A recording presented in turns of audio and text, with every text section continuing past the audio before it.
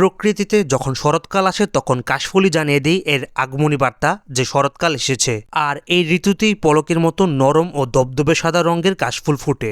আসসালামু আলাইকুম। তো কি অবস্থা সবার? বর্ষার ঋতুকে বিদায় জানিয়ে নীল আকাশের সাদা তুলার মতো মেঘের সঙ্গে কাশফুলের মৃদু বাতাসে প্রকৃতিতে ছড়ায় মুগ্ধতা। আর সেই মুগ্ধতা উপভোগ করতে যাচ্ছি আমরা বন্ধুরা মিলে কাশফুল ভবনে। ব্যক্তিগতভাবে আমার কাশফুল তেমন একটা পছন্দ না, তবে এটি বছরে একবারই দেখা যায়, তাই সবাই এই কাশফুল বনে ঘুরতে এক্সাইটেড থাকে। তো আজকে আমরা সবাই কলেজ থেকে আমাদের ইনকোর্স পরীক্ষা শেষ করে বন্ধুরা মিলে চলে যাই বাঁশগাড়ির Z Rahman premier bank school and কলেজের ক্যাম্পাসে।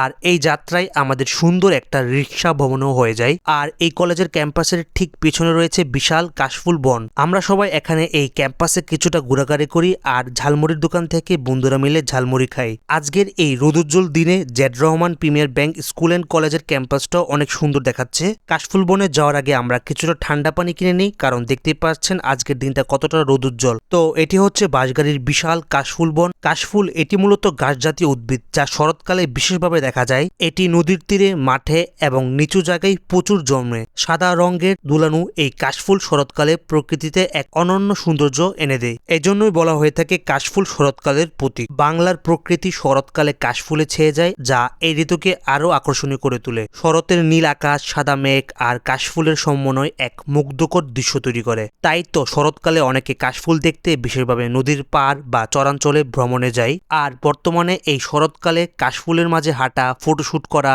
এবং প্রিয়জনদের সাথে সময় কাটানোর জনপ্রিয় বিনোদনের একটি অংশ হয়ে উঠেছে। তো কেউ শরৎকালে কাশফুল তেমন একটা পছন্দ না করলেও প্রকৃতির সৌন্দর্যের টানে বা প্রকৃতির মায়া হারানোর জন্য কাশফুল বনে ঘুরতে যেতে পারেন।